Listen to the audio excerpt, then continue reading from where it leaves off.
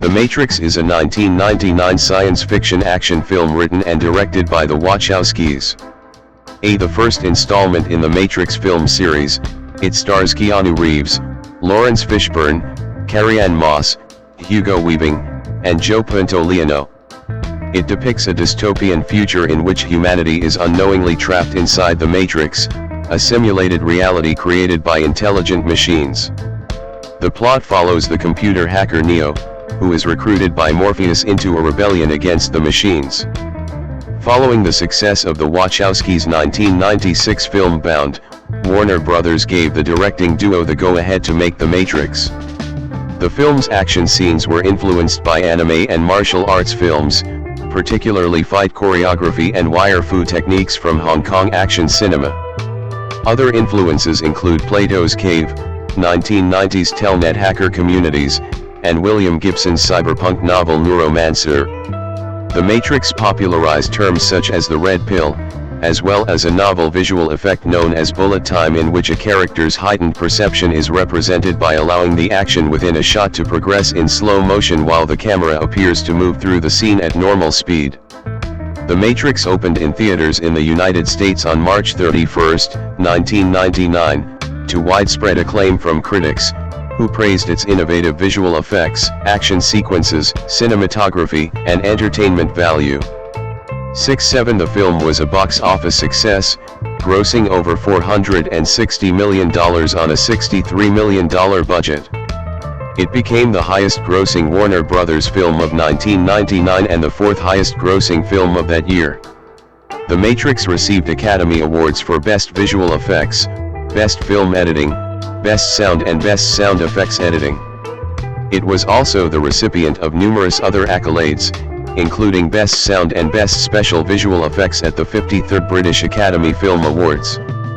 The Wachowskis were awarded Best Director and Best Science Fiction Film at the 26th Saturn Awards. The Matrix is considered to be among the greatest science fiction films of all time.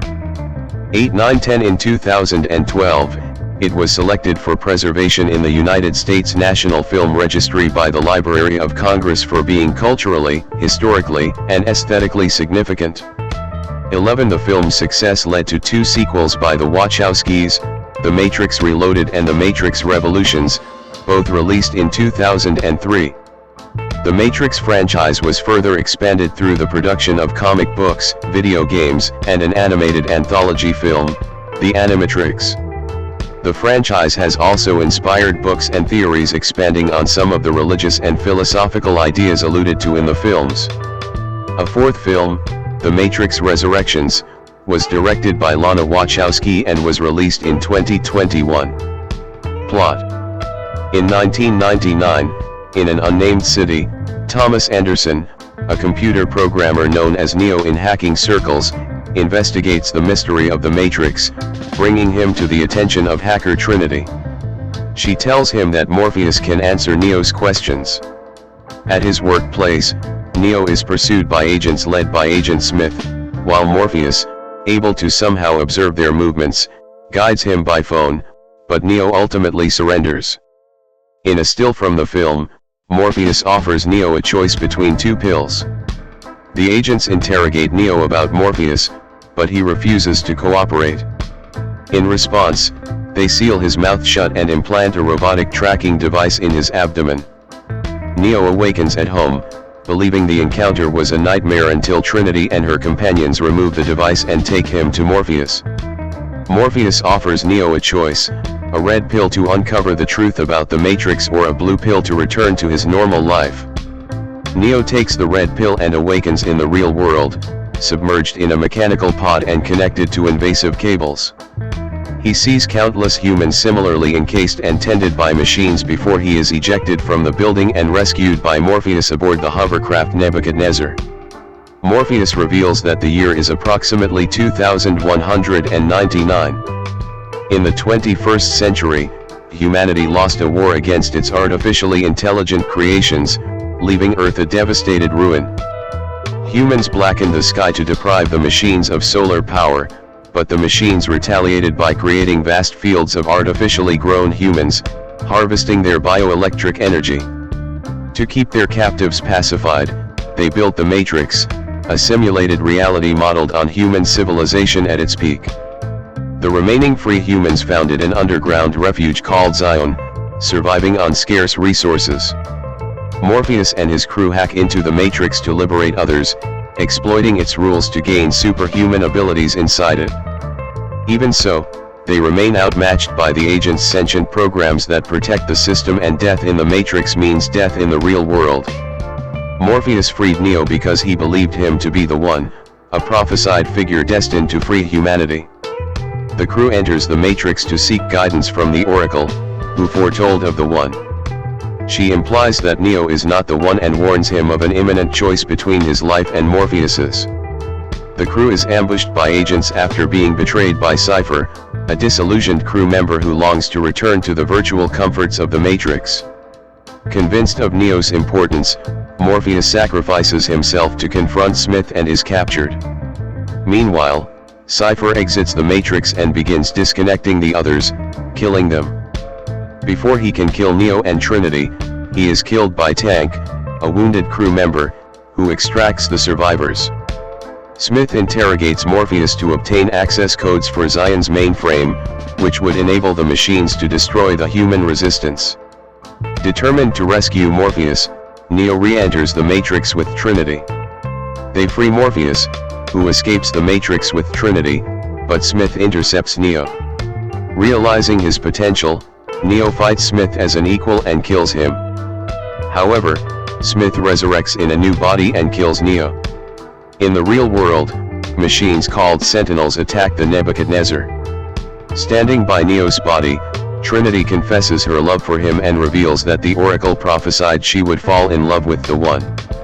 In the Matrix, Neo revives with the ability to perceive and manipulate its code.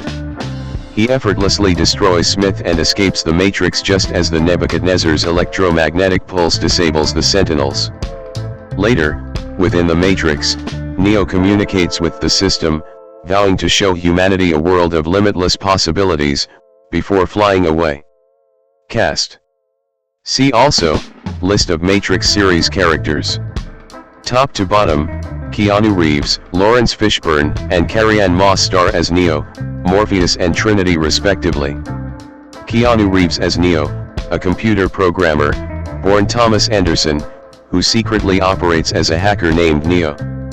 Reeves described his character as someone who felt that something was wrong and was searching for Morpheus and the truth to break free. 12 Will Smith turned down the role of Neo to make Wild Wild West, because of skepticism over the film's ambitious bullet time special effects. 13 He later stated he was not mature enough as an actor at that time. 13 And that if given the role, he would have messed it up. 14 15 Nicolas Cage also turned down the part because of family obligations. 16 Warner Brothers sought Brad Pitt or Val Kilmer for the role. 17 When both declined, Leonardo DiCaprio initially accepted the role, but ultimately turned it down because he did not want to do a visual effects heavy film directly after Titanic. 18 The studio pushed for Reeves, who won the role over Johnny Depp, the Wachowskis' first choice. 17 Lorenzo di Bonaventura said the screenplay was also sent to Sandra Bullock, with the suggestion of rewriting Neo as female. 18 Laurence Fishburne as Morpheus, a human freed from the Matrix and captain of the Nebuchadnezzar. Fishburne said that once he read the script, he did not understand why other people found it confusing. However, he doubted that the film would ever be made, because it was so smart. 12 The Wachowskis instructed Fishburne to base his performance on the character Morpheus in Neil Gaiman's Sandman comics. 19 Carrie-Anne Moss as Trinity, a human freed by Morpheus, a crew member of the Nebuchadnezzar, and later Neo's romantic interest. After reading the script, Moss stated that at first, she did not believe she had to do the extreme acrobatic actions as described in the script. She also doubted how the Wachowskis would get to direct a movie with a budget so large, but after spending an hour with them going through the storyboard, she understood why some people would trust them. 12 Moss mentioned that she underwent a 3-hour physical test during casting, so she knew what to expect subsequently. 20 The role launched Moss's acting career. 21 Janet Jackson was initially approached for the role, but scheduling conflicts prevented her from accepting it. 22-23 In an interview, Jackson stated that turning down the role was difficult for her, so she later referenced The Matrix in the intro and outro interludes on her album Discipline. 24 Sandra Bullock, who was previously approached for the role of Neo, was also offered the role of Trinity, but she turned it down. 25 Rosie Perez, Salma Hayek, and Jada Pinkett Smith, who would later play Niobe in the sequels, also auditioned for the role. 26 27 28 Hugo Weaving as Agent Smith, a sentient agent program of the Matrix whose purpose is to destroy Zion and stop humans from getting out of the Matrix. Unlike other agents, he has ambitions to free himself from his duties. Weaving stated that he found the character amusing and enjoyable to play. He developed a neutral accent for Smith, wanting him to sound neither robotic nor human, and said that the Wachowskis' voices also influenced Smith's voice. 29 Jean Reno was offered the role, but declined, as he was unwilling to move to Australia for the production. 30. Gloria Foster as the Oracle, a prophet who still resides in the Matrix, helping the freed humans with her foresight and wisdom. Joe Pantoliano as Cypher, another human freed by Morpheus, and a crew member of the Nebuchadnezzar, but one who regrets taking the red pill and seeks to be returned to the Matrix, later betraying the rebels to Agent Smith. Pantoliano had worked with the Wachowskis prior to appearing in The Matrix, starring in their 1996 film Bound. Marcus Chong as Tank, the operator of the Nebuchadnezzar and Dozer's brother. They are both natural, as opposed to bred humans, born outside of the Matrix. Paul Goddard as Agent Brown, one of two sentient agent programs in the Matrix, who works with Agent Smith to destroy Zion and stop humans from escaping the system. Robert Taylor as Agent Jones, one of two sentient agent programs in the Matrix who works with Agent Smith to destroy Zion and stop humans from escaping the system. Julian Arriaga as Apic, a freed human and a crew member on the Nebuchadnezzar. Matt Doran as Mouse, a freed human and a programmer on the Nebuchadnezzar. Belinda McClory as Switch, a human freed by Morpheus, and a crew member of the Nebuchadnezzar. Anthony Ray Parker as Dozer, pilot of the Nebuchadnezzar. He is Tank's brother, and like him was born outside of the Matrix. Rowan Witt as the Spoon Boy, a young prophet who has learned how to manipulate the world of the Matrix. Seemingly wise beyond his years, he teaches Neo how to develop his powers and provides him with wisdom and motivation across the films and graphic novels. Aidan Nikodma as Du Jour, a reference to the White Rabbit in Alice's Adventures in Wonderland.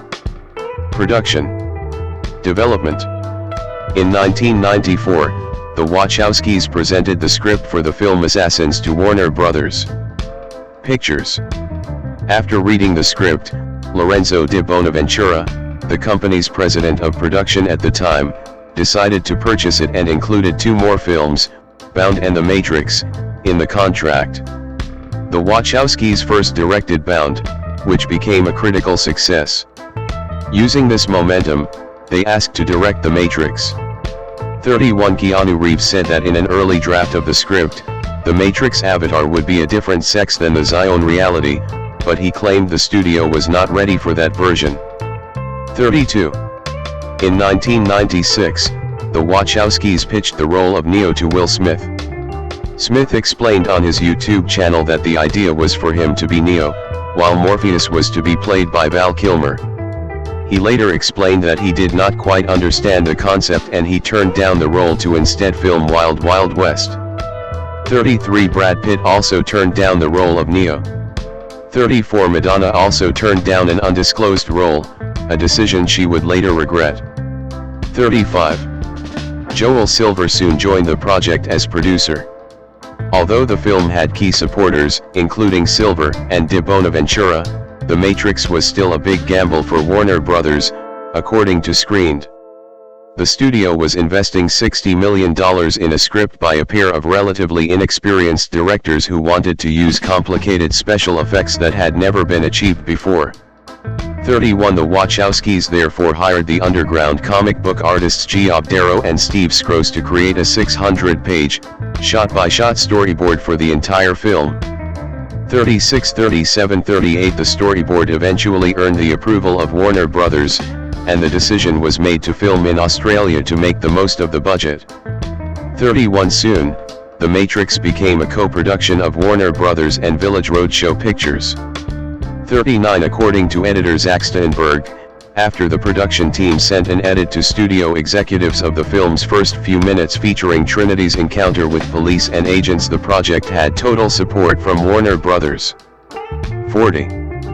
Pre-production. The cast were required to be able to understand and explain the premise of The Matrix. 31 French philosopher Jean Baudrillard's Simulacra and Simulation was required reading for most of the principal cast and crew. 41 In early 1997, the Wachowskis had Reeves and Carrie-Anne Moss read Simulacra and Simulation, Kevin Kelly's Out of Control, The New Biology of Machines, Social Systems, and the Economic World, and Dylan Evans's Ideas on Evolutionary Psychology before they read the film's script. 12 Moss commented that she had difficulty with this process. 12. The Wachowskis had long been admirers of Hong Kong action cinema, so they decided to hire the Chinese martial arts choreographer and film director Yuen Wu-ping to work on fight scenes. To prepare for the wire fu, the actors had to train rigorously. 31 The Wachowskis initially scheduled 4 months of training, beginning in October 1997. 42 Yuen was at first optimistic about the training, but began to worry when he realized how unfit the actors were. 20. Yuen focused on developing each actor's strength. He built on Reeves's diligence, Fishburne's resilience, Weaving's precision, and Moss's grace. 20 He designed Moss's moves to suit her deftness and lightness. 43 Prior to pre-production, Reeves underwent spinal fusion surgery on his cervical spine to address disc problems that were causing him to lose his balance. 44 He was still recovering by the time of pre-production, but he insisted on training, so Yuen let him practice punches and lighter moves. Reeves trained hard and even requested training on days off. However, he was unable to kick for 2 out of 4 months of training, and so did not kick much in the film. 2045 Weaving had to undergo hip surgery after he sustained an injury during training. 31. Filming. Campbell Street train bridge at the intersection of Elizabeth Street was one of the filming locations in Sydney. All but a few scenes were filmed at Fox Studios in Sydney, as well as in the city proper, although recognizable landmarks were not included to maintain the impression of a generic American city. The filming helped establish New South Wales as a major film production centre. 46-47 Filming began in March 1998 and wrapped in August 1998. Principal photography took 118 days. 48 Some filming also occurred at Culver Studios. 49. Due to Reeves's neck injury, see above, some of the action scenes had to be rescheduled to wait for his full recovery. As a result, the filming began with scenes that did not require much physical exertion. 50-51 Such as the scene in Thomas Anderson's office, the interrogation room 29, or the car ride in which Neo is taken to see the Oracle. 52 Locations for these scenes included Martin Place's fountain in Sydney, halfway between it and the adjacent Colonial Building, and the Colonial Building itself. 53 During the scene set on a government building rooftop, the team filmed extra footage of Neo dodging bullets in case the bullet time process did not work. The bullet time fight scene was filmed on the roof of Symantec Corporation building in Kent Street, opposite Sussex Street. 54. Moss performed the shots featuring Trinity at the beginning of the film and performed all the wire stunts herself. 43 The rooftop set that Trinity uses to escape from Agent Brown early in the film was left over from the production of Dark City, which has prompted comments due to the thematic similarities of the films. 55 During the rehearsal of the lobby scene, in which Trinity runs on a wall, Moss injured her leg and was ultimately unable to film the shot in one take. She stated that she was under a lot of pressure at the time and was devastated when she realized that she would be unable to do it. 56. The dojo set was built well before the actual filming. During the filming of these action sequences, there was significant physical contact between the actors, earning them bruises. Reeves's injury and his insufficient training with wires before filming meant he was unable to perform the triple kick satisfactorily and became frustrated with himself, causing the scene to be postponed. The scene was shot successfully a few days later, with Reeves using only 3 takes. Yoon altered the choreography and made the actors pull their punches in the last sequence of the scene, creating a training feel. 57. The filmmakers originally planned to shoot the subway scene in an actual subway station, but the complexity of the fight and related wire work required shooting the scene on a set. The set was built around an existing train storage facility, which had real train tracks. Filming the scene when Neo slammed Smith into the ceiling, Chad Stahelski, Reeves's stunt double, sustained several injuries, including broken ribs, knees, and a dislocated shoulder. Another stuntman was injured by a hydraulic puller during a shot in which Neo was slammed into a booth.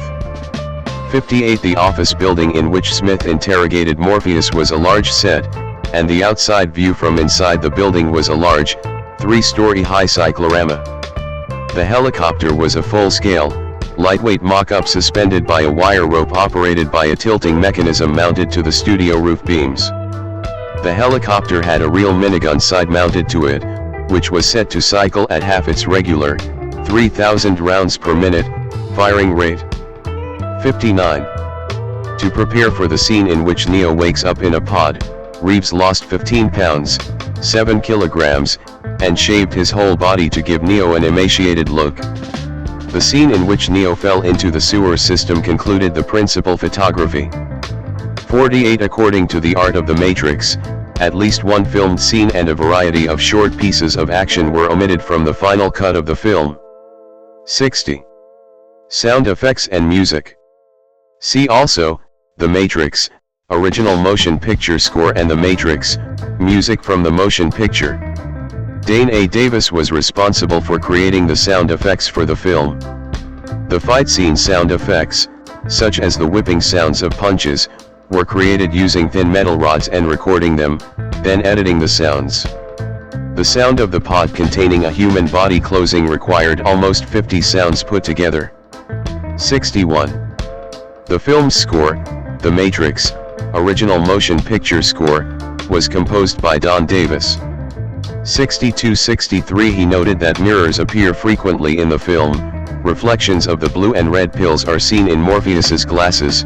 Neo's capture by agents is viewed through the rear view mirror of Trinity's motorcycle. Neo observes a broken mirror mending itself. Reflections warp as a spoon is bent. The reflection of a helicopter is visible as it approaches a skyscraper. Davis focused on this theme of reflections when creating his score, alternating between sections of the orchestra and attempting to incorporate contrapuntal ideas. Davis' score combines orchestral, choral, and synthesizer elements. The balance between these elements varies depending on whether humans or machines are the dominant subject of a given scene. 64. In addition to Davis' score, The Matrix, music from the motion picture also features music from acts such as Rammstein, Rob Dugan, Rage Against the Machine, Propellerheads, Ministry, Lunatic Calm, Deftones, Monster Magnet, The Prodigy, Rob Zombie, Meat Beat Manifesto, and Marilyn Manson. 65, 66, 67. Production design. See also, Matrix Digital Rain. In the film, the code that composes the matrix itself is frequently represented as downward-flowing green characters. 68. This code uses a custom typeface designed by Simon Whiteley 39, which includes mirror images of half-width Kana characters and Western Latin letters and Arabic numerals. 69. In a 2017 interview at CNET, he attributed the design to his wife, who is from Japan, and added, "I like to tell everybody that the Matrix's code is made out of Japanese sushi recipes." 70. The color green reflects the green tint commonly used on early monochrome computer monitors. 71 Lynn Cartwright, the visual effects supervisor at Animal Logic, supervised the creation of the film's opening title sequence, as well as the general look of the Matrix code throughout the film, in collaboration with Lindsay Fleay and Justin Marshall. 39 The portrayal resembles the opening credits of the 1995 Japanese cyberpunk film, Ghost in the Shell, which had a strong influence on the Matrix series. It was also used in the subsequent films, on the related website, and in the game The Matrix, Path of Neo, and its drop-down effect is reflected in the design of some posters for the Matrix series. The code received the runner-up award in the 1999 Jesse Garson Award for in-film typography or opening credit sequence. 39. The Matrix's production designer, Owen Patterson, used methods to distinguish the real world and the Matrix in a pervasive way. The production design team generally placed a bias towards the Matrix code's distinctive green color in scenes set within the simulation, whereas there is an emphasis on the color blue during scenes set in the real world. In addition, the Matrix scene sets were slightly more decayed, monolithic, and grid-like to convey the cold, logical, and artificial nature of that environment. For the real world, the actors' hair was less styled, their clothing had more textile content, and the cinematographers used longer lenses to soften the backgrounds and emphasize the actors. 69. The Nebuchadnezzar was designed to have a patched-up look, instead of clean, cold, and sterile spaceship interior sets as used on productions such as Star Trek. The wires were made visible to show the ship's working internals, and each composition was carefully designed to convey the ship as a marriage between man and machine. 72 For the scene when Neo wakes up in the pod connected to the Matrix, the pod was constructed to look dirty, used, and sinister. During the testing of a breathing mechanism in the pod, the tester suffered hypothermia in under 8 minutes, so the pod had to be heated. 48. Kim Barrett, costume designer, said that she defined the characters and their environment by their costume. 73 For example, Reeves's office costume was designed for Thomas Anderson to look uncomfortable, disheveled and out of place. 50 Barrett sometimes used 3 types of fabric for each costume, and also had to consider the practicality of the acting. The actors needed to perform martial arts actions in their costumes, hang upside down without people seeing up their clothing, and be able to work the wires while strapped into the harnesses. 73 For Trinity, Barrett experimented with how each fabric absorbed and reflected different types of light, and was eventually able to make Trinity's costume mercury-like and oil-slick to suit the character. 43 For the agents, their costume was designed to create a Secret Service, undercover look, resembling the film JFK and classic Men in Black. 29. The sunglasses, a staple of the film's aesthetics, were commissioned for the film by designer Richard Walker from sunglasses maker Blinda Design. 74. Visual effects. Duration, 43 seconds. 0:43. The bullet time effect was created for the film. A scene would be computer modeled to decide the positioning of the physical cameras. The actor then provided their performance in a chroma key setup, while the cameras were fired in rapid succession, with fractions of a second delay between each shot. The result was combined with CGI backgrounds to create the final effect at 0:33. As for artistic inspiration for bullet time, I would credit Otomo Katsuhiro, who co-wrote and directed Akira, which definitely blew me away, along with director Michel Gondry. His music videos experimented with a different type of technique called view morphing, and it was just part of the beginning of uncovering the creative approaches toward using still cameras for special effects. Our technique was significantly different because we built it to move around objects that were themselves in motion, and we were also able to create slow motion events that virtual cameras could move around rather than the static action in Gondry's music videos with limited camera moves.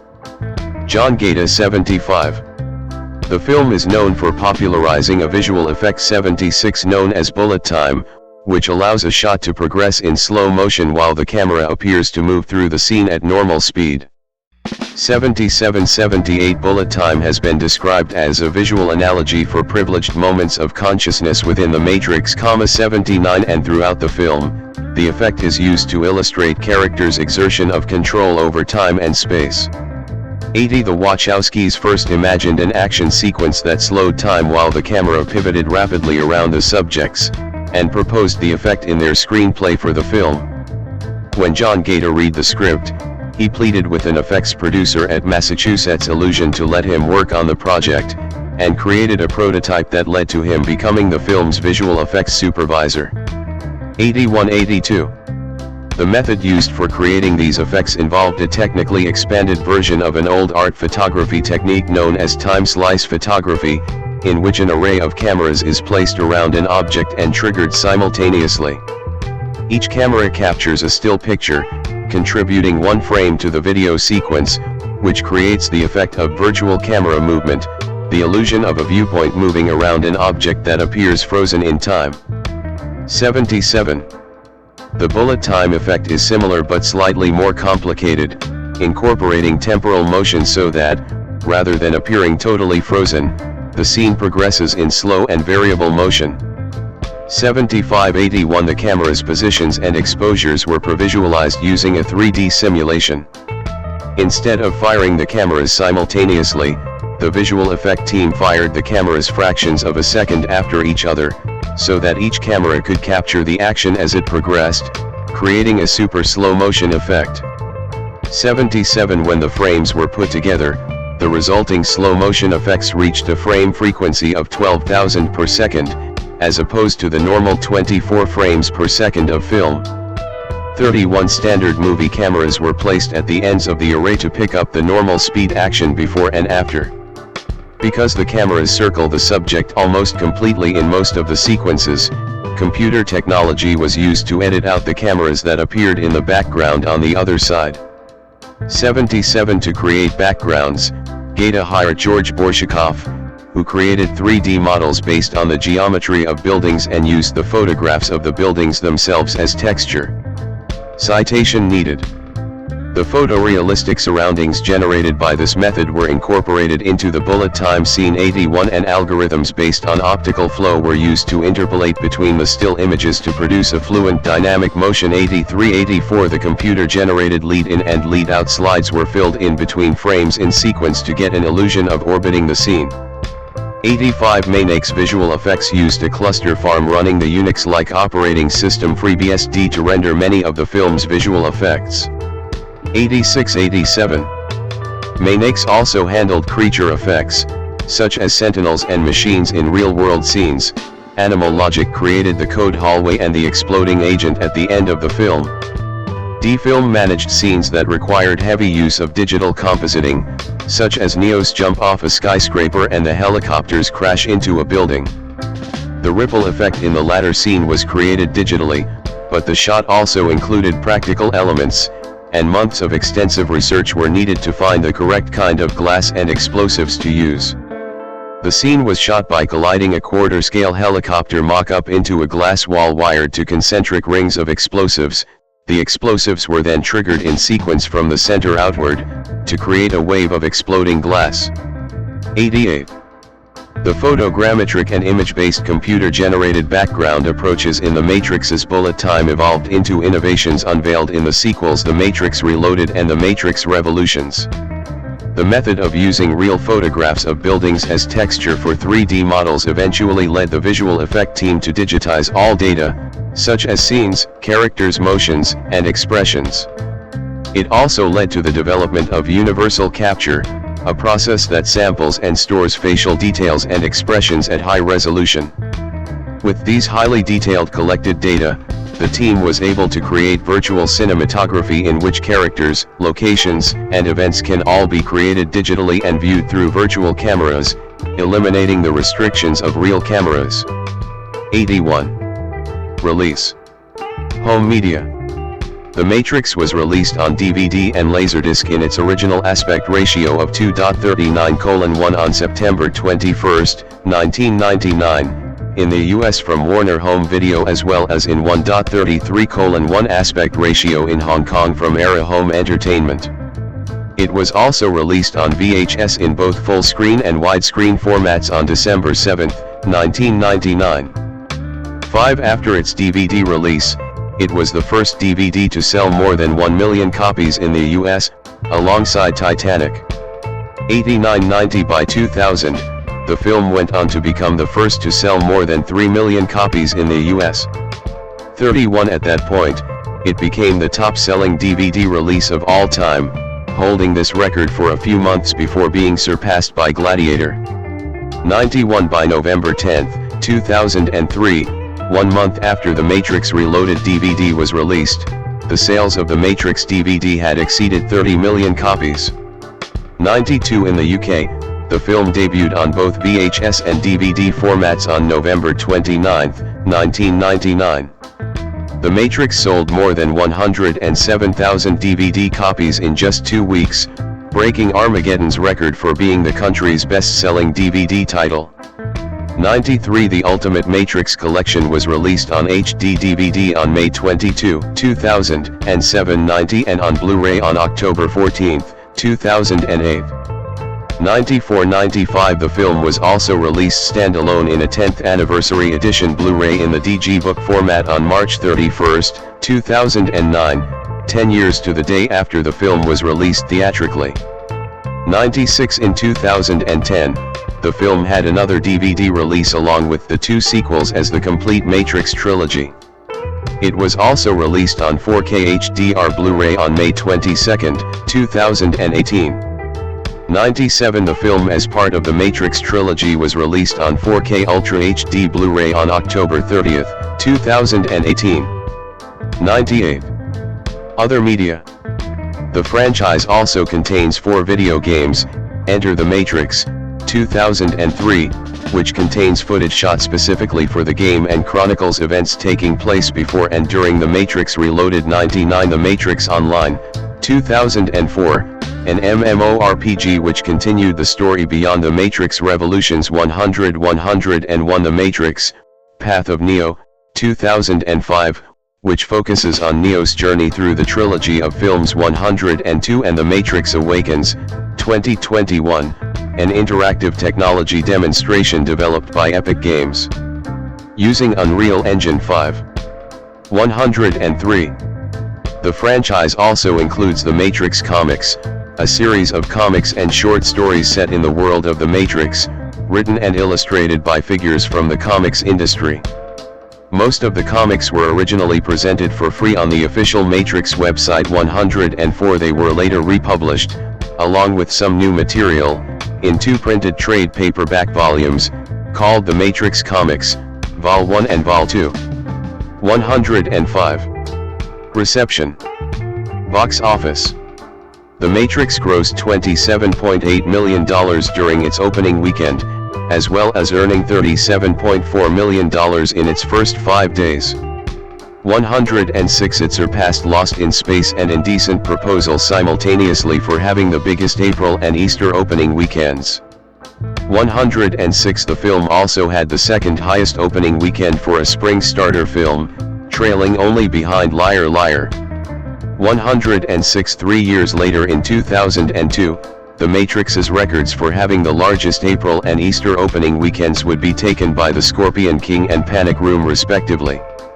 107. 108. Upon its opening, it had the highest opening weekend of any 1999 film until that point, easily topping Payback.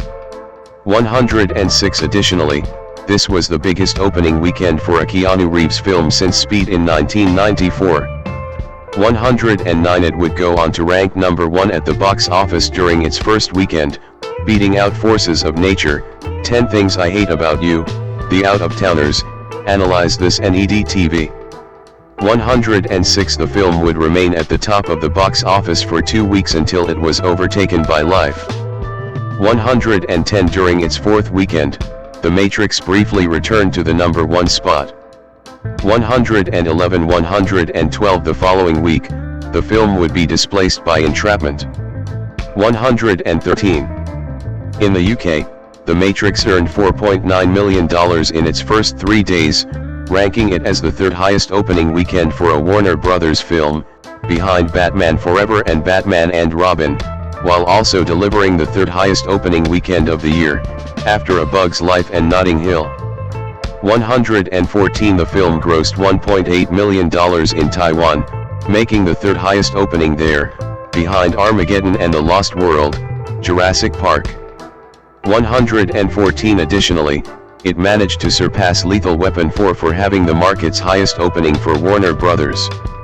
114. It also surpassed Eraser to secure the distributor's highest opening weekend in Germany, collecting $592,000.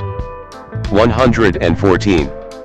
In its original run, the film earned $171,479,930, 37%, in the United States and Canada, and $292,037,453, 63%, in other countries, for a worldwide total of $463,517,383. 5. In North America, it went on to become the fifth highest grossing film of 1999 and the highest grossing R-rated film of that year. Worldwide, it was the fourth highest grossing film of the year, after Star Wars, Episode 1, The Phantom Menace, The Sixth Sense and Toy Story 2. 5. The Matrix became the second highest grossing Warner Brothers film of all time, behind Twister. 115. Overall, it was the third highest grossing R-rated film at the time, just after Saving Private Ryan and Terminator 2, Judgment Day. 115. Following re-releases, the worldwide gross of the film is $466,621,824. 5. In 2012, it was placed 122nd on the list of highest grossing films of all time, and the second highest grossing film in the Matrix franchise after The Matrix Reloaded, $742.1 million. 5. Critical response. The Matrix was praised by many critics, as well as filmmakers, and authors of science fiction, especially for its spectacular action scenes and its groundbreaking special effects. Some have described The Matrix as one of the best science fiction films of all time. 8/9 Entertainment Weekly called The Matrix the most influential action movie of the generation. 21 There have also been those, including philosopher William Irwin, who have suggested that the film explores significant philosophical and spiritual themes. On review aggregator Rotten Tomatoes, the film holds an approval rating of 83% based on 210 reviews, with an average score of 7.7/10. The site's critical consensus reads, "Thanks to the Wachowskis' imaginative vision, The Matrix is a smartly crafted combination of spectacular action and groundbreaking special effects." 6 At Metacritic, which assigns a rating out of 100 to reviews from mainstream critics, the film received a score of 73 based on 35 reviews, indicating generally favorable reviews. 7 Audiences polled by CinemaScore gave the film an average grade of A on an A+ to F scale. 116 It ranked 323rd among critics, and 546th among directors, in the 2012 Sight and Sound polls of the greatest films ever made. 117. Philip Strick commented in Sight and Sound, "If the Wachowskis claim no originality of message, they are startling innovators of method," praising the film's details and its broadside of astonishing images. 118 Roger Ebert gave the film 3 stars out of 4, he praised the film's visuals and premise, but disliked the third act's focus on action. 119 Similarly, Time Out praised the entertainingly ingenious switches between different realities, Hugo Weaving's engagingly odd performance, and the film's cinematography and production design, but concluded, "The promising premise is steadily wasted as the film turns into a fairly routine action pick, yet another slice of overlong, high-concept hokum." 120. Jonathan Rosenbaum of the Chicago Reader reviewed the film negatively, criticizing it as simple-minded fun for roughly the first hour, until the movie becomes overwhelmed by its many sources. "There's not much humor to keep it all life-size, and by the final stretch it's become bloated, mechanical, and tiresome. 121. Ian Nathan of Empire described Carrie-Anne Moss as a major find, praised the surreal visual highs enabled by the bullet time, or flow MO, effect, and described the film as technically mind-blowing, style merged perfectly with content and just so damn cool. Nathan remarked that although the film's loony plot would not stand up to scrutiny, that was not a big flaw because The Matrix is about pure experience. 122. Maitland McDonough said in her review for TV Guide, the Wachowskis Through the Looking Glass plot manages to work surprisingly well on a number of levels, as a dystopian sci-fi thriller, as a brilliant excuse for the film's lavish and hyperkinetic fight scenes, and as a pretty compelling call to the dead above the eyeballs masses to unite and cast off their chains. This dazzling pop allegory is steeped in a dark, pulpy sensibility that transcends nostalgic pastiche and stands firmly on its own merits. 123. Joe Williams of St. Louis Post-Dispatch earned a 3 out of 4 review, stating that while the new sci-fi thriller The Matrix won't win any prizes for its script or its acting, it may be the most outlandish feat of futurism since Blade Runner. 124.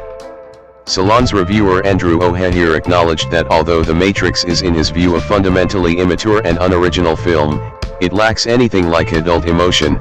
All this pseudo-spiritual hokum, along with the over-ramped onslaught of special effects, some of them quite amazing, will hold 14-year-old boys in rapture, not to mention those of us of all ages and genders who still harbor a 14-year-old boy somewhere inside, he concluded. As in Bound, there's an appealing scope and daring to the Wachowskis' work, and their eagerness for more plot twists and more crazy images becomes increasingly infectious. In a limited and profoundly geeky sense, this might be an important and generous film. The Wachowskis have little feeling for character or human interaction, but their passion for movies, for making them, watching them, inhabiting their world is pure and deep. 125. Filmmakers and science fiction creators alike generally took a complementary perspective of The Matrix. William Gibson, a key figure in cyberpunk fiction, called the film an innocent delight I hadn't felt in a long time, and stated, "Neo is my favorite ever science fiction hero, absolutely." 126. Joss Whedon called the film my #1 and praised its storytelling, structure, and depth, concluding, "It works on whatever level you want to bring to it." 127. Darren Aronofsky commented, "I walked out of The Matrix, and I was thinking, what kind of science fiction movie can people make now?" The Wachowskis basically took all the great sci-fi ideas of the 20th century and rolled them into a delicious pop culture sandwich that everyone on the planet devoured. 128. M. Night Shyamalan expressed admiration for the Wachowskis, stating, "Whatever you think of The Matrix, every shot is there because of the passion they have. You can see they argued it out." 129. Simon Pegg said that The Matrix provided the excitement and satisfaction that The Phantom Menace failed to inspire. The Matrix seemed fresh and cool and visually breathtaking, making wonderful, intelligent use of CGI to augment the on-screen action, striking a perfect balance of the real and the hyper-real. It was possibly the coolest film I had ever seen. 130. Quentin Tarantino counted The Matrix as one of his 20 favorite movies from 1992 to 2009. 131. James Cameron called it one of the most profoundly fresh science fiction films ever made. 132. Christopher Nolan described it as an incredibly palpable mainstream phenomenon that made people think, "Hey, what if this isn't real?" 133. Accolades. Main article, list of accolades received by the Matrix franchise. The Matrix received Academy Awards for Best Film Editing, Best Sound Editing, Best Visual Effects and Best Sound. 134. 135. The filmmakers were competing against other films with established franchises, like Star Wars, Episode 1, The Phantom Menace, yet they won all 4 of their nominations. 136 137 The Matrix also received BAFTA awards for Best Sound and Best Achievement in Special Visual Effects, in addition to nominations in the cinematography, production design, and editing categories. 138 In 1999, it won Saturn Awards for Best Science Fiction Film and Best Direction. 139 In February 2022, the film was named one of the 5 finalists for Oscars Cheer Moment as part of the Academy of Motion Picture Arts and Sciences Oscars Fan Favorite Contest, for the bullet time scene, finishing in 5th place. 141 Awards and Nominations. Award Category Name Outcome. Academy Awards Best Film Editing Zach Steinberg won.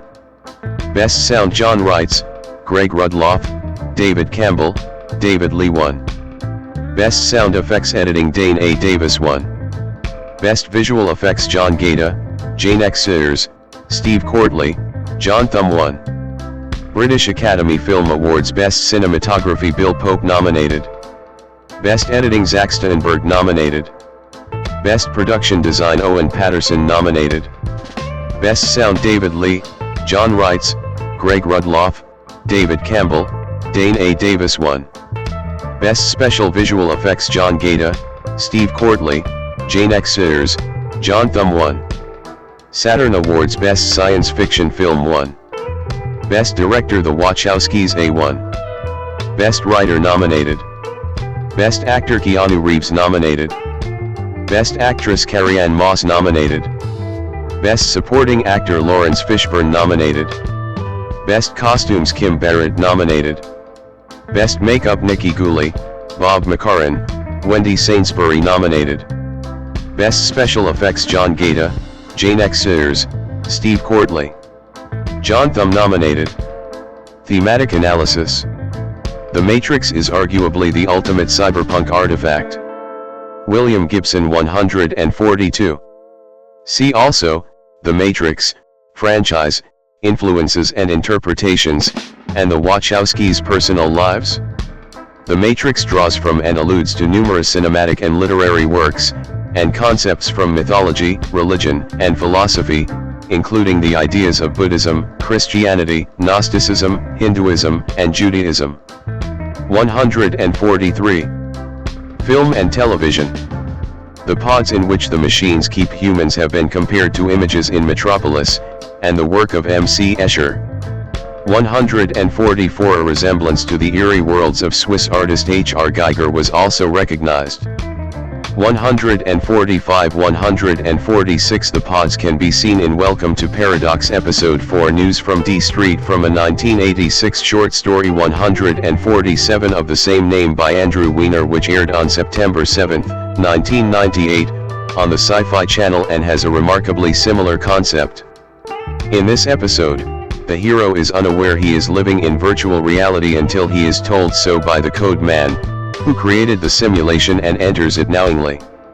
The Wachowskis have described Stanley Kubrick's 2001, A Space Odyssey as a formative cinematic influence, and as a major inspiration on the visual style they aimed for when making The Matrix.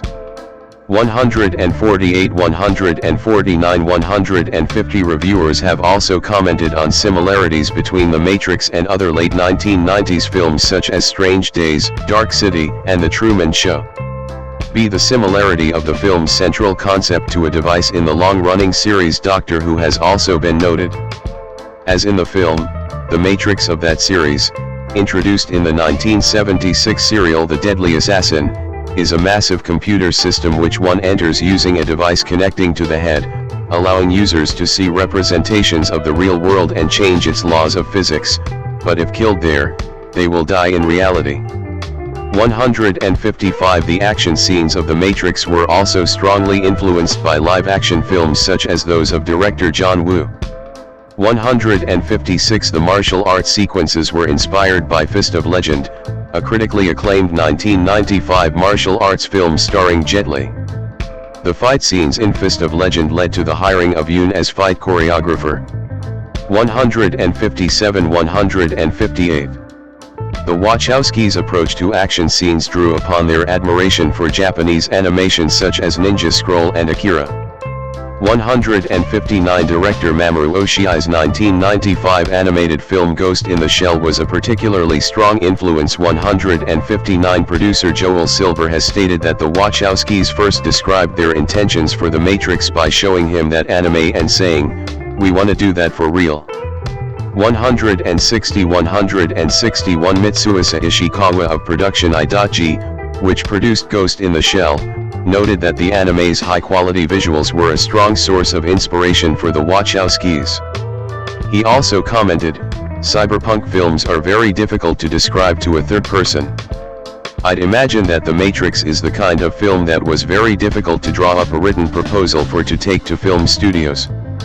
He stated that since Ghost in the Shell had gained recognition in America, the Wachowskis used it as a promotional tool. 162.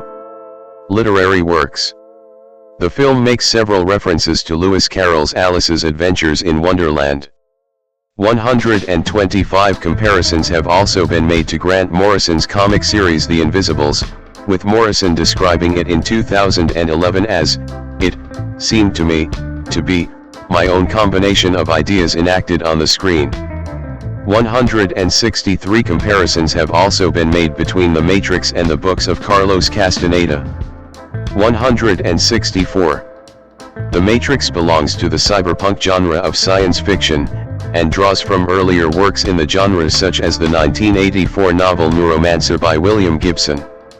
142. For example, the film's use of the term Matrix is adopted from Gibson's novel 165. Though L.P. Davies had already used the term Matrix 15 years earlier for a similar concept in his 1969 novel The White Room, it had been tried in the States some years earlier, but their Matrix as they called it hadn't been strong enough to hold the fictional character in place. 166. After watching The Matrix, Gibson commented that the way that the film's creators had drawn from existing cyberpunk works was exactly the kind of creative cultural osmosis he had relied upon in his own writing. 142. However, he noted that the film's Gnostic themes distinguished it from Neuromancer, and believed that The Matrix was thematically closer to the work of science fiction author Philip K. Dick, particularly Dick's speculative exegesis. 142 other writers have also commented on the similarities between The Matrix and Dick's work. 156, 167, 168. One example of such influence is a Philip K. Dick's 1977 conference, in which he stated, "We are living in a computer-programmed reality, and the only clue we have to it is when some variable is changed, and some alteration in our reality occurs." See philosophy. In The Matrix, a copy of Jean Baudrillard's philosophical work Simulacra and Simulation, which was published in French in 1981, is visible on screen as the book used to conceal discs. 173-41 and Morpheus quotes the phrase "desert of the real" from it. 174. The book was required reading 173 for the actors prior to filming. 41. 175. However, Baudrillard himself said that The Matrix misunderstands and distorts his work. 174. 176. Some interpreters of The Matrix mention Baudrillard's philosophy to support their claim that the film is an allegory for contemporary experience in a heavily commercialized, media-driven society, especially in developed countries. 173. The influence of The Matrix-ial gaze, the philosophical psychoanalytical concept of Bracha L. Ettinger on the archaic matrixial space that resists the field of simulacra. 177, 178, 179 was brought to the public's attention through the writings of art historians such as Griselda Pollock and film theorists such as Heinz-Peter Schwerfeld. 180, 173 In addition to Baudrillard and Ettinger, the Wachowskis were also significantly influenced by Kevin Kelly's Out of Control, The New Biology of Machines, Social Systems, and the Economic World, and Dylan Evans's ideas on evolutionary psychology. 12. Philosopher William Irwin suggests that the idea of the Matrix, a generated reality invented by malicious machines, is an allusion to Descartes' first meditation, and his idea of an evil demon. The meditation hypothesizes that the perceived world might be a comprehensive illusion created to deceive us. 181. The same premise can be found in Hilary Putnam's brain in a vat scenario proposed in the 1980s. 181. A connection between the premise of the Matrix and Plato's allegory of the cave has also been suggested. The allegory is related to Plato's theory of forms, which holds that the true essence of an object is not what we perceive with our senses, but rather its quality, and that most people perceive only the shadow of the object and are thus limited to false perception. 31. The philosophy of Immanuel Kant has also been claimed as another influence on the film, and in particular how individuals within the Matrix interact with one another and with the system. Kant states in his Critique of Pure Reason that people come to know and explore our world through synthetic means, language, etc., and thus, this makes it rather difficult to discern truth from falsely perceived views.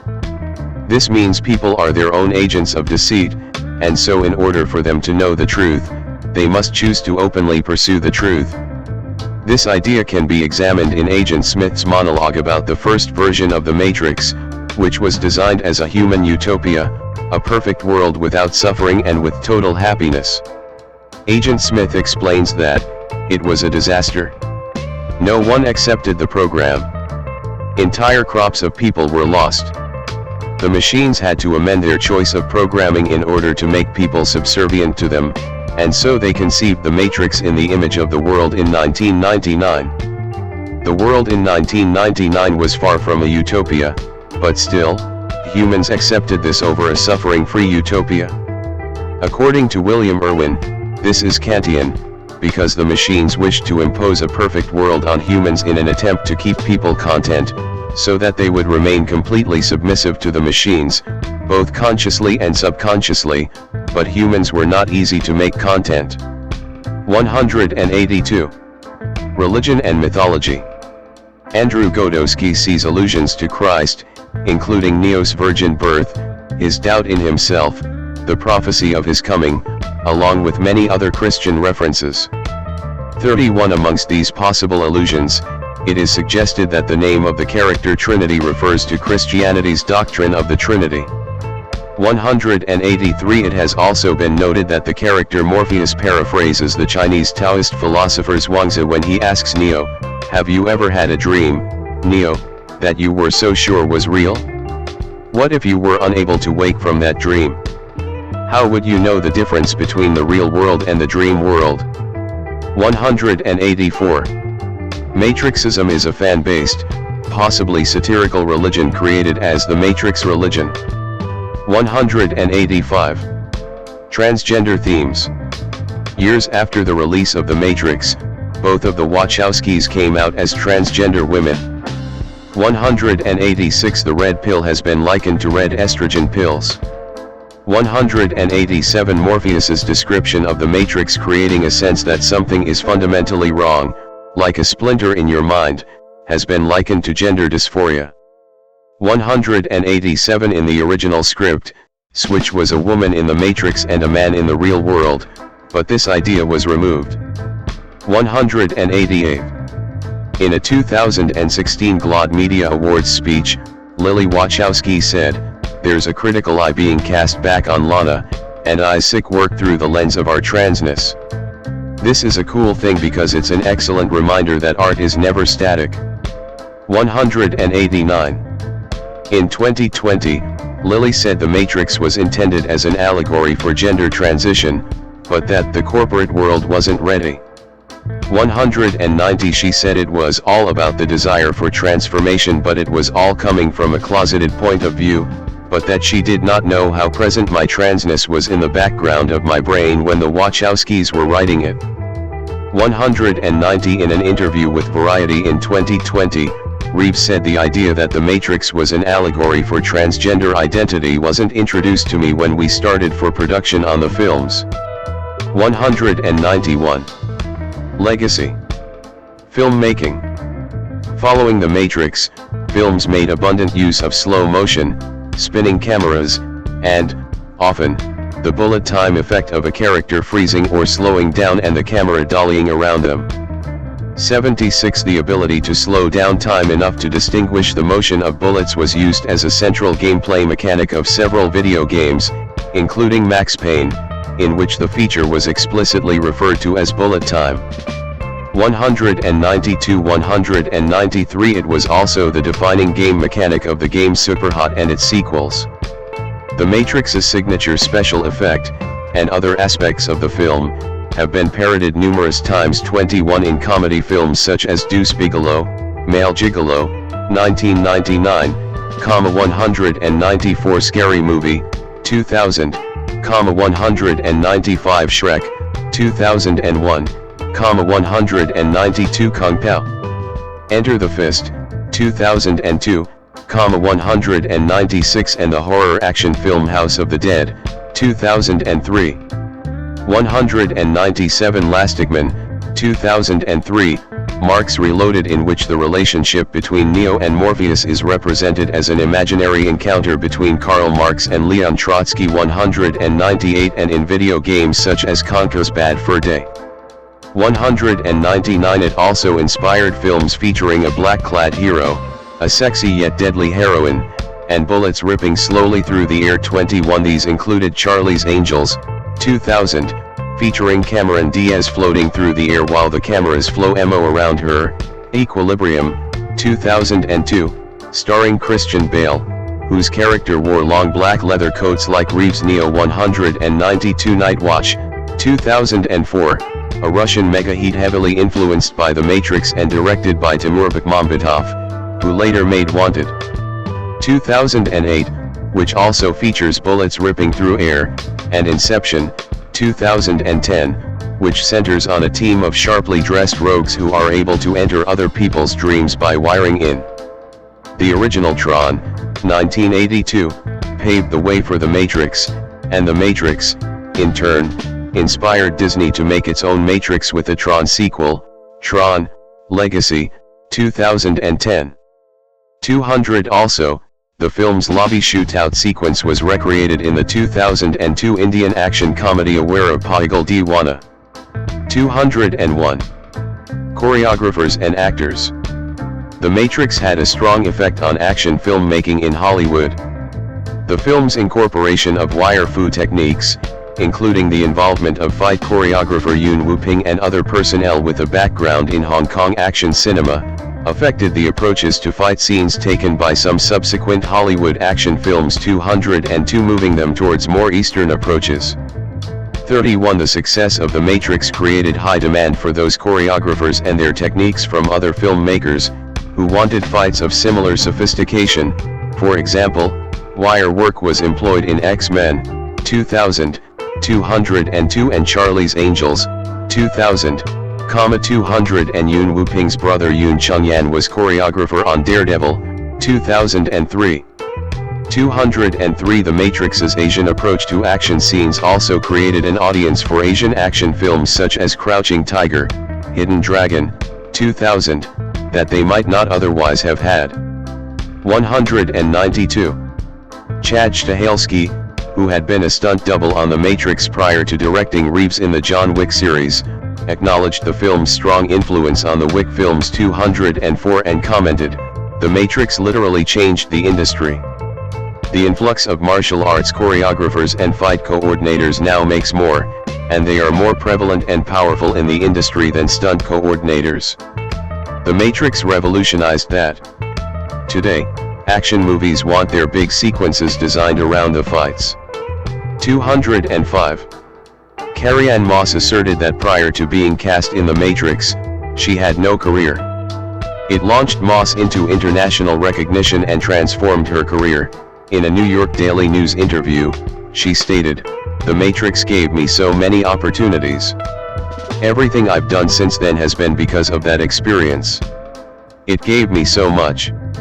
206. The film also created one of the most devoted movie fan followings since Star Wars. 21. The combined success of the Matrix trilogy, the Lord of the Rings films and the Star Wars prequels made Hollywood interested in creating trilogies. 31 Stephen Dowling from the BBC noted that The Matrix's success in taking complex philosophical ideas and presenting them in ways palatable for impressionable minds might be its most influential aspect. 192. Cultural impact. The Matrix was also influential for its impact on superhero films. John Kenneth Muir in the Encyclopedia of Superheroes on Film and Television called the film a revolutionary reimagination of movie visuals, paving the way for the visuals of later superhero films, and credits it with helping to make comic book superheroes hip and effectively demonstrating the concept of faster than a speeding bullet with its bullet time effect. 207 Adam Sternberg of VULTour.com credits The Matrix with reinventing and setting the template for modern superhero blockbusters, and inspiring the superhero renaissance in the early 21st century. 208. One popular quote, "Guns. Lots of guns." 209 210 spoken by Neo near the climax of the film, was incorporated into John Wick, Chapter 3, Parabellum as a line spoken by protagonist John Wick, also played by Reeves. 211 212 The line was considered for use by screenwriters Patrick Casey and Josh Miller in the film Sonic the Hedgehog 3, which starred Reeves as the voice of Shadow the Hedgehog, but it was ultimately cut from that film's final script. 213 214. Modern reception. In 2001, The Matrix placed 66th in the American Film Institute's 100 Years, 100 Thrills list. 215 In 2007, Entertainment Weekly called The Matrix the best science fiction piece of media for the past 25 years. 10 In 2009, the film was ranked 39th on Empire's Reader-Actor and Critic voted list of the 500 greatest movies of all time. 216 The Matrix was voted as the fourth best science fiction film in the 2011 list Best in Film, the Greatest Movies of Our Time, based on a poll conducted by ABC and People. In 2012, the film was selected for preservation in the National Film Registry by the Library of Congress for being culturally, historically, and aesthetically significant. 11. Red Pill and Blue Pill. Main article, Red Pill and Blue Pill. Scene from the 1990 film Total Recall where Dr. Edgemar, Roy Brocksmith, explains that swallowing a red pill is a symbol of your desire to return to reality. Historians of film note that the trope of a red pill as decisive in a return to reality made its first appearance in the 1990 film Total Recall, which has a scene where the hero, played by Arnold Schwarzenegger, is asked to swallow a red pill to symbolize his desire to return to reality from a dream-like fantasy.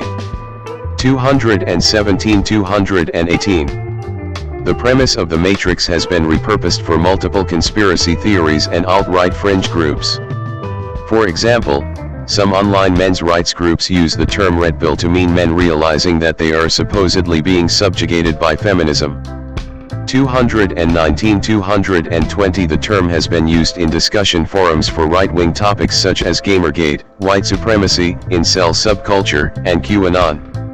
221 As of 2021, the verb pill and suffix pilled had entered more mainstream use and had come to mean developing a sudden interest in something. 221. Sequels and adaptations. Main article, The Matrix franchise.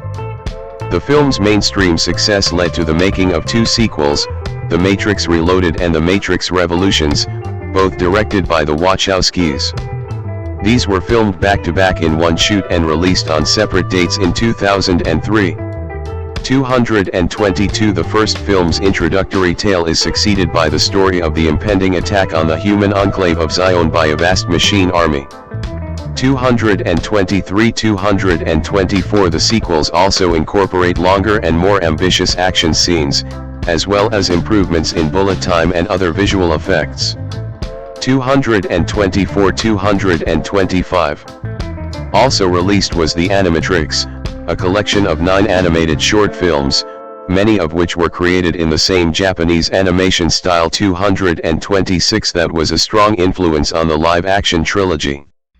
The animatrix was overseen and approved by the Wachowskis, who only wrote 4 of the segments themselves but did not direct any of them. Much of the project was developed by notable figures from the world of anime. 226. In March 2017, Warner Bros. Was in the early stages of developing a relaunch of the franchise, with Zach Penn in talks to write a treatment and interest in getting Michael B. Jordan attached to star. According to The Hollywood Reporter, neither the Wachowskis nor Joel Silver were involved with the endeavor, although the studio would like to get at minimum the blessing of the Wachowskis. 227. On August 20, 2019, Warner Bros. Pictures Group Chairman Toby Emmerich officially announced that a 4th Matrix film was in the works, with Keanu Reeves and Carrie-Anne set to reprise their roles as Neo and Trinity, respectively. 228. The Matrix Resurrections was released in theaters and on HBO Max on December 22, 2021. In September 2022, Danny Boyle was announced to be directing and producing a live immersive dance production of the film, entitled Free Your Mind, which debuted in October 2023 at the Aviva Studios in Manchester, England. Keanu Charles Reeves, Keanu 07, born September 2, 1964, is a Canadian actor and musician. The recipient of numerous accolades in a career on screen spanning 4 decades, he is known for his leading roles in action films, his amiable public image, and his philanthropic efforts. In 2020, the New York Times ranked him as the 4th greatest actor of the 21st century, and in 2022, Time magazine named him one of the 100 most influential people in the world. Born in Beirut and raised in Toronto, Reeves made his acting debut in the Canadian television series Hanjin in 1984, before making his feature film debut in Youngblood, 1986. He had his breakthrough role in the science fiction comedies Bill and Ted's Excellent Adventure, 1989, and Bill and Ted's Bogus Journey, 1991. He gained praise for playing a hustler in the independent drama My Own Private Idaho, 1991, and established himself as an action hero with leading roles in Point Break, 1991, and Speed, 1994. Following several box office disappointments, Reeves's performance in the horror film The Devil's Advocate, 1997, was well received. Greater stardom came with his role as Neo in The Matrix, 1999, until 2016, Reeves was the highest paid actor for a single production for reprising the role in its 2003 sequels Reloaded and Revolutions. He also played John Constantine in Constantine, 2005. Reeves made his film directorial debut with Man of Tai Chi, 2013. Following a period of limited commercial success, he made a career comeback by playing the titular assassin in the action film series John Wick, 2014, present. Reeves voiced Duke Kaboom in Toy Story 4, 2019, and portrayed Johnny Silverhand in the video game Cyberpunk 2077, 2020, as well as its expansion. He has since reprised his roles of Ted in Bill and Ted Face the Music, 2020, and Neo in The Matrix, Resurrections, 2021, and voiced Shadow the Hedgehog in Sonic the Hedgehog 3, 2024. In addition to acting, Reeves is a member of the musical band Dogstar, releasing albums including Somewhere Between the Power Lines and Palm Trees, 2023. He is the co-writer and creator of the BRZRKR franchise, which started with the original comic book, 2021 to 2023, and since expanded to include numerous spin-offs, including the Book of Elsewhere, 2024. An avid motorcyclist, Reeves is the co-founder of the custom manufacturer Arch Motorcycle. He also co-founded the production company Company Films. Early life. Keanu Charles Reeves was born in Beirut, Lebanon, on September 2, 1964, the son of Patricia, née Taylor, a costume designer and performer, and Samuel Nowlin Reeves Jr. His mother is English, originating from Essex. 13. His American father is from Hawaii, and is of native Hawaiian, Chinese, English, and Portuguese descent. 14. 515 Reeves's paternal grandmother is of Hawaiian and Chinese descent. 16. His mother was working in Beirut when she met his father.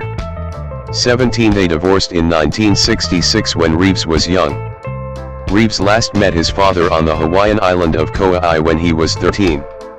18. After his parents divorced in 1966, his mother moved the family to Sydney, Australia 1819 and then to New York City, where she married Paul Aaron, a Broadway and Hollywood director, in 1970. 18. The couple moved to Toronto and divorced in 1971. When Reeves was 9, he took part in a theater production of Damn Yankees. 20. Aaron remained close to Reeves, offering him advice and recommending him a job at the Hedgerow Theater in Pennsylvania. 18. Reeves's mother married Robert Miller, a rock music promoter, in 1976, the couple divorced in 1980. Reeves and his sisters grew up primarily in the Yorkville neighborhood of Toronto, with a nanny frequently caring for them. 1821 Reeves watched British comedy shows such as The Two Ronnies, and his mother imparted English manners that he has maintained into adulthood. 22 Because of his grandmother's Chinese ethnicity, Reeves grew up with Chinese art, furniture, and cuisine. 23. External videos. Video icon Keanu Reeves, Canada's Walk of Fame inductee speech.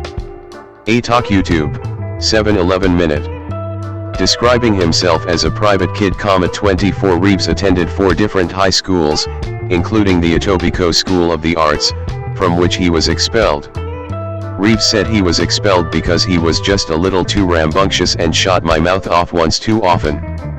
I was not generally the most well-oiled machine in the school. 25 Reeves has dyslexia and has said, because I had trouble reading, I wasn't a good student. 26 At De La Salle College, he was a successful ice hockey goalkeeper. 27 Reeves had aspirations to play for the Canadian Olympic team and was once considered an old prospect, but his hockey career ended due to injury.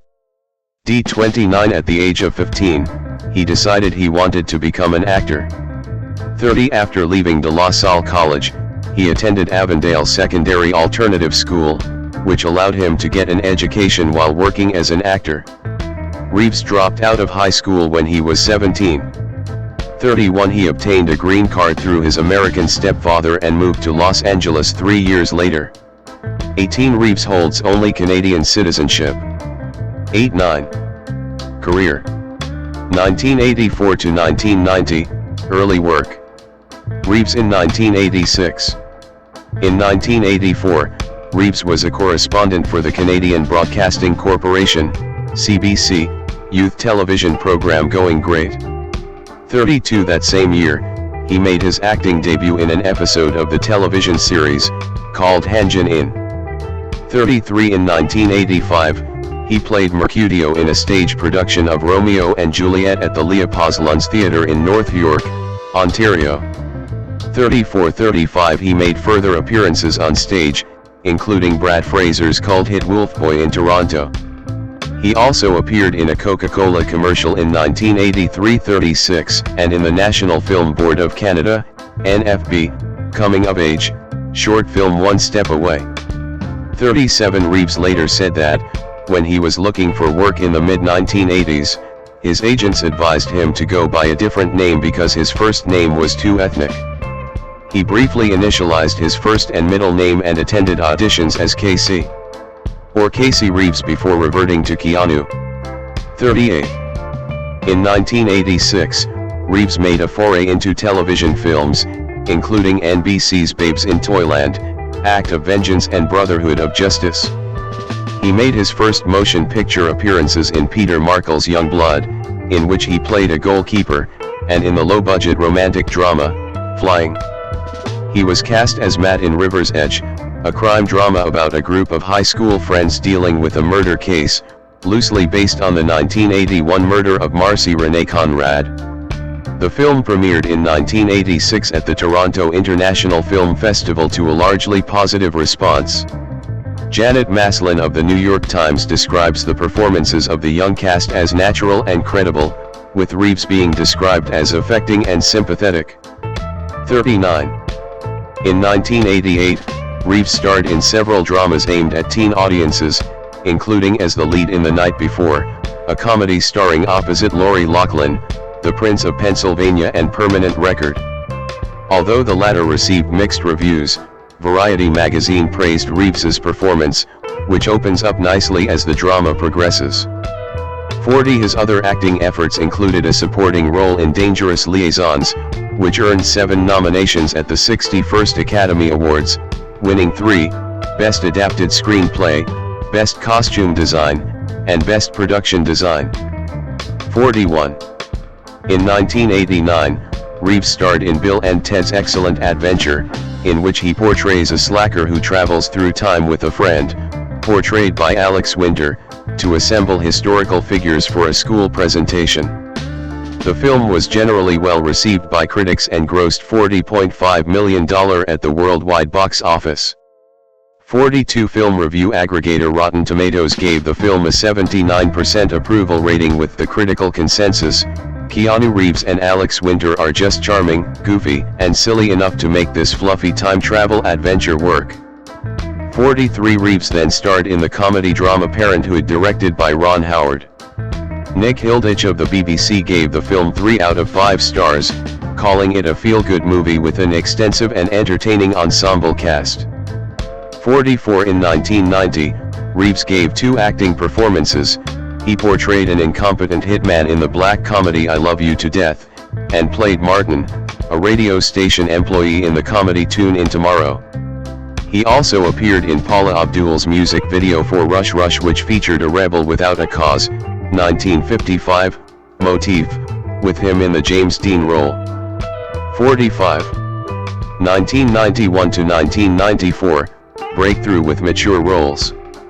In 1991, Reeves starred in Bill and Ted's Bogus Journey, a sequel to Bill and Ted's Excellent Adventure, with his co-star Winter. Michael Wilmington of the Los Angeles Times wrote that the sequel was more imaginative, more opulent, wilder, and freer, more excitingly visualized, praising the actors for their fuller performances.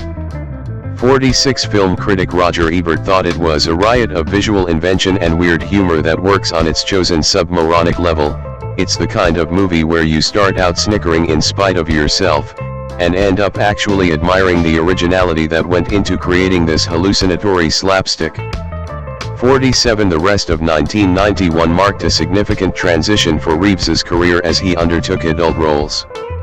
Co-starring with River Phoenix as a street hustler in the adventure My Own Private Idaho, the characters embark on a journey of personal discovery. The story was written by Gus Van Sant, and is loosely based on William Shakespeare's Henry IV, Part 1, Henry IV, Part 2, and Henry V. The film premiered at the 48th Venice International Film Festival 48, followed by a theatrical release in the United States on September 29, 1991. The film earned $6.4 million at the box office. 49. My Own Private Idaho was positively received, with Owen Gleiberman of Entertainment Weekly describing the film as a postmodern road movie with a mood of free-floating, trance-like despair, a rich, audacious experience. 50. The New York Times complimented Reeves and Phoenix for their insightful performances. 51. Reeves starred alongside Patrick Swayze, Lori Petty, and Gary Busey in the action thriller Point Break, directed by Catherine Bigelow. He plays an undercover FBI agent tasked with investigating the identities of a group of bank robbers. To prepare for the film, Reeves and his co-stars took surfing lessons with professional surfer Dennis Jarvis in Hawaii. Reeves had never surfed before. 52. Upon its release, Point Break was generally well received, and a commercial success, earning $83.5 million at the box office. 53. Reeves's performance was praised by the New York Times for considerable discipline and range, adding, "He moves easily between the buttoned-down demeanor that suits a police procedural story and the loose-jointed manner of his comic roles." 54. Writing for the Washington Post, Hal Hinson called Reeves the perfect choice and praised the surfing scenes, but opined that the filmmakers have their characters make the most ludicrously illogical choices imaginable. 55 At the 1992 MTV Movie Awards, Reeves won the Most Desirable Male award. 56. In 1991, Reeves developed an interest in a music career. He formed the alternative rock band Dogstar, consisting of members Robert Mailhouse, Greg Miller, and Brett Domrose. Reeves played the bass guitar. A year later, he played Jonathan Harker in Francis Ford Coppola's gothic horror Bram Stoker's Dracula, based on Stoker's 1897 novel Dracula, starring alongside Gary Oldman, Winona Ryder, and Anthony Hopkins. The film was critically and commercially successful. It grossed $215.8 million worldwide. 57 For his role, Reeves was required to speak with an English accent, which drew some ridicule. Overly posh and entirely ridiculous, Reeves's performance is as painful as it is hilarious, wrote Limara Salt of Virgin Media. 58 In a retrospective interview in 2015, director Coppola said, "Reeves tried so hard, he wanted to do it perfectly, and in trying to do it perfectly it came off as stilted." 59 Bram Stoker's Dracula was nominated for 4 Academy Awards, winning 3 in Best Costume Design, Best Sound Editing and Best Makeup. 60 The film also received 4 nominations at the British Academy Film Awards. 61.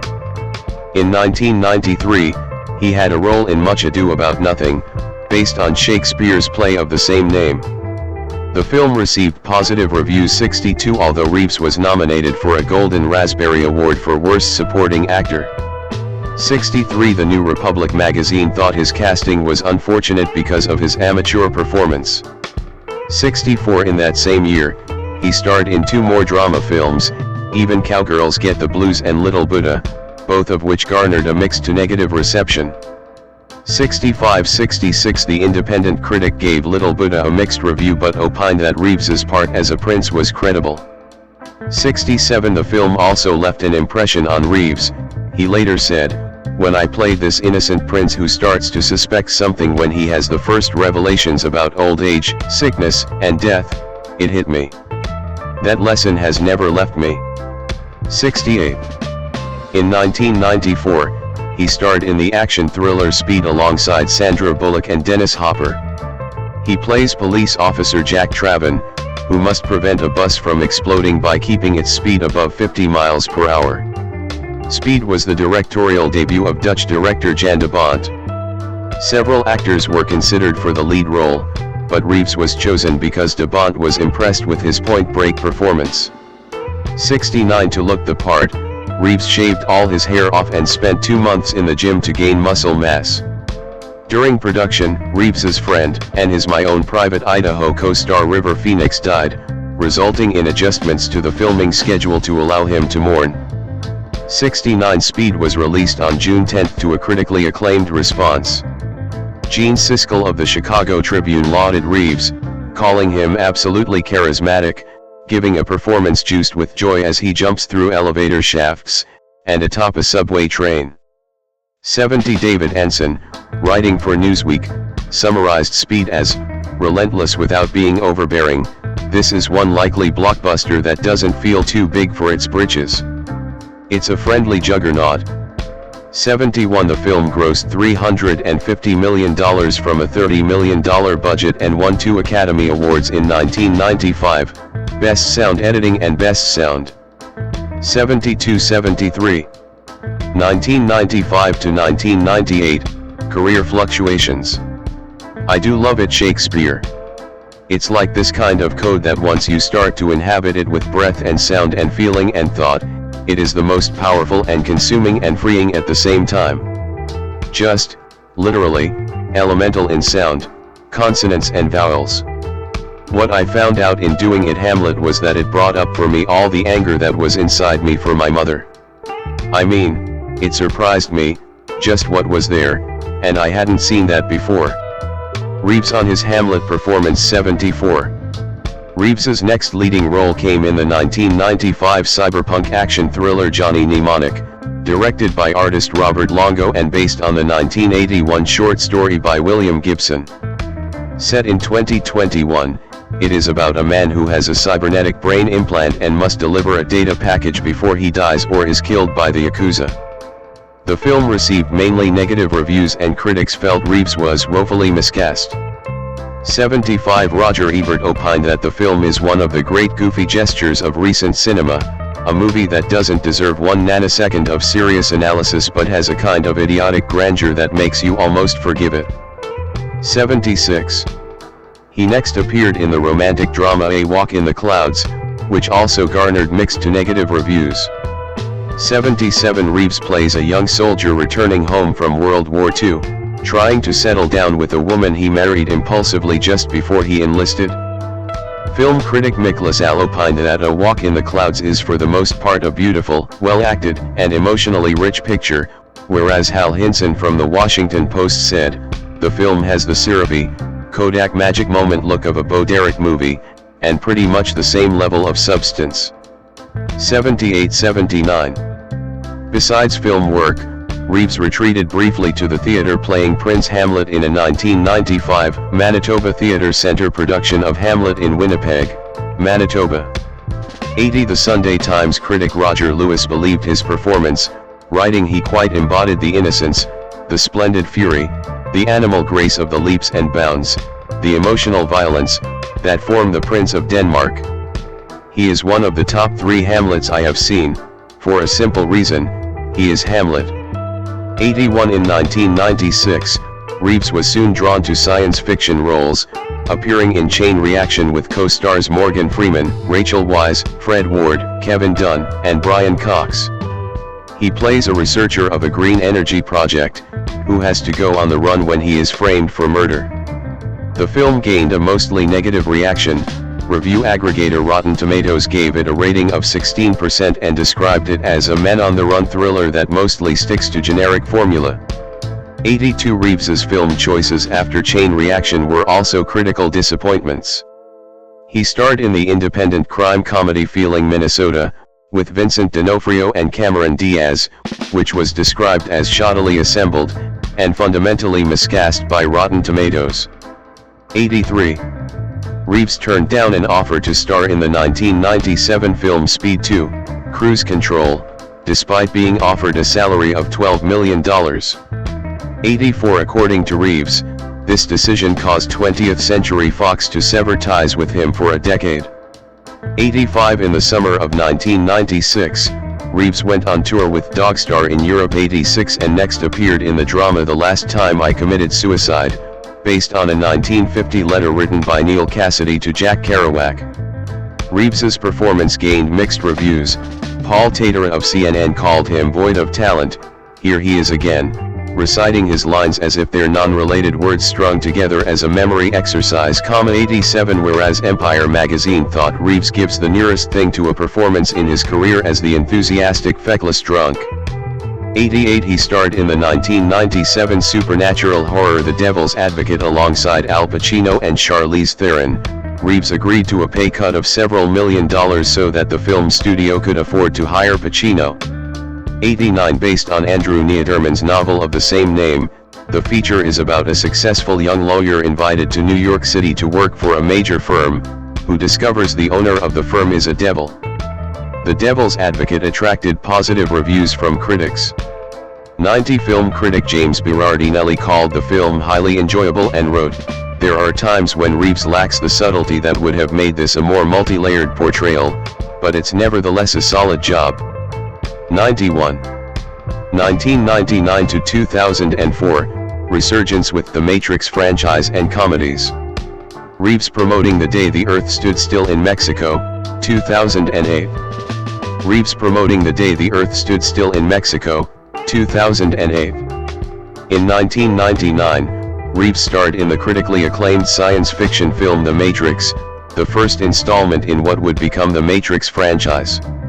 92 Reeves portrays computer programmer Thomas Anderson, a hacker using the alias Neo, who discovers humanity is trapped inside a simulated reality created by intelligent machines.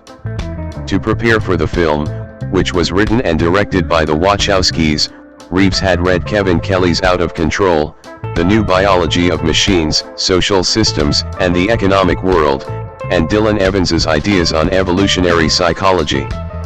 The principal cast underwent months of intense training with martial arts choreographer Yun Wu-ping to prepare for the fight scenes.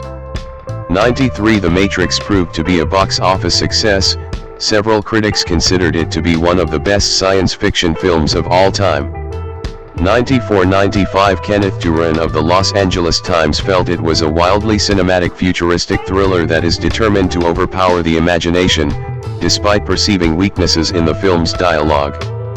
96. Janet Maslin of the New York Times credited Reeves for being a strikingly chic Prada model of an action hero, and thought the martial arts stunts were the film's strongest feature.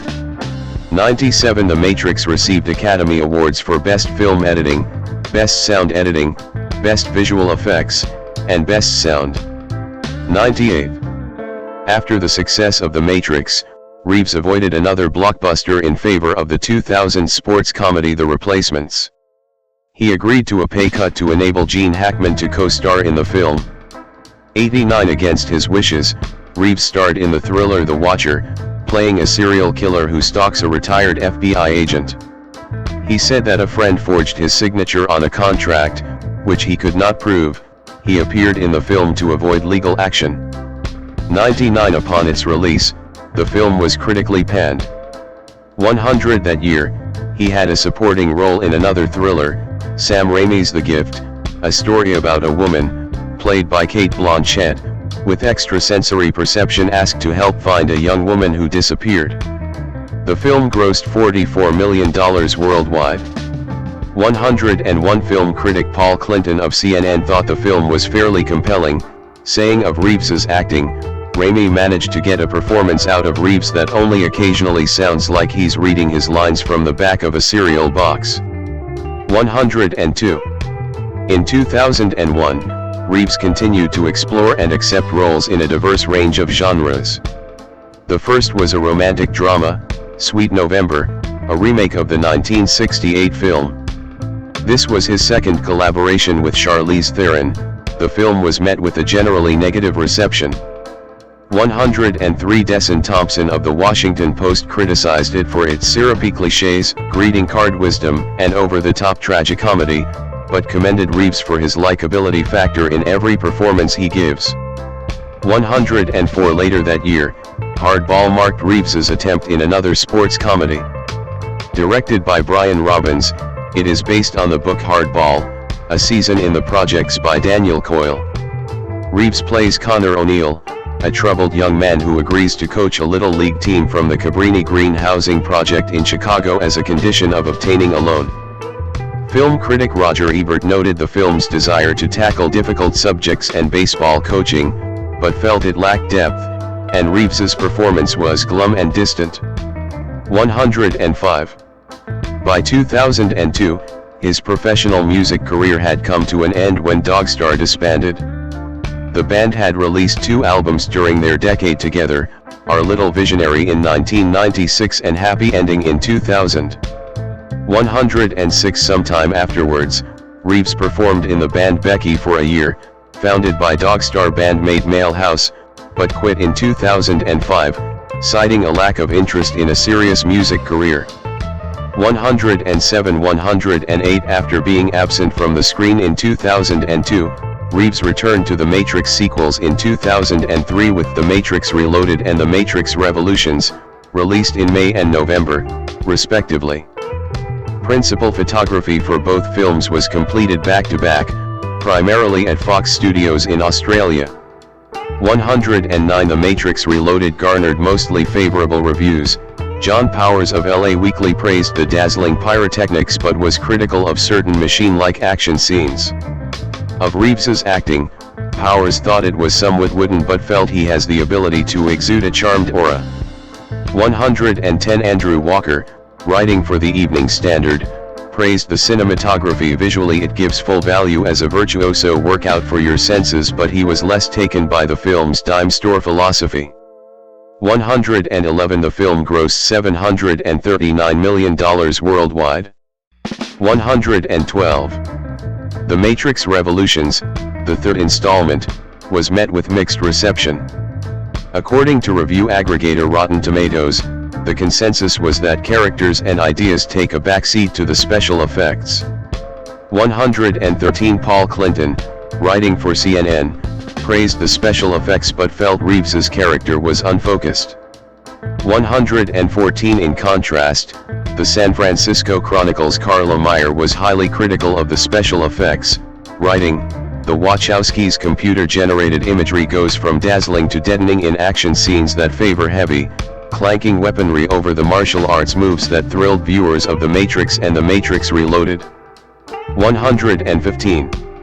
Nevertheless, the film grossed $427 million worldwide, although less than the two previous films. 116 Something's Gotta Give, a romantic comedy, was Reeves's last release of 2003.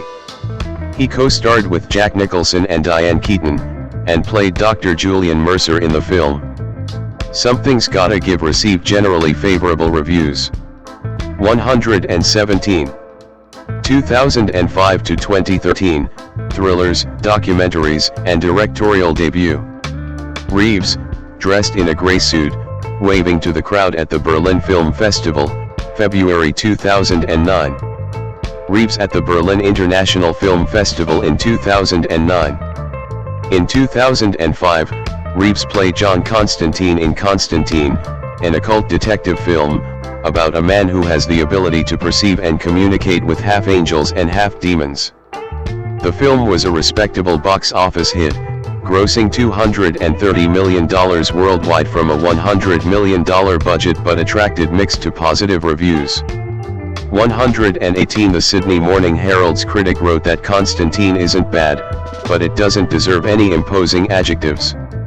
It's occasionally cheesy, sometimes enjoyable, intermittently scary, and constantly spiked with celestial blatherskite. 119 He next appeared in Thumbsucker, which premiered at the Sundance Film Festival in 2005.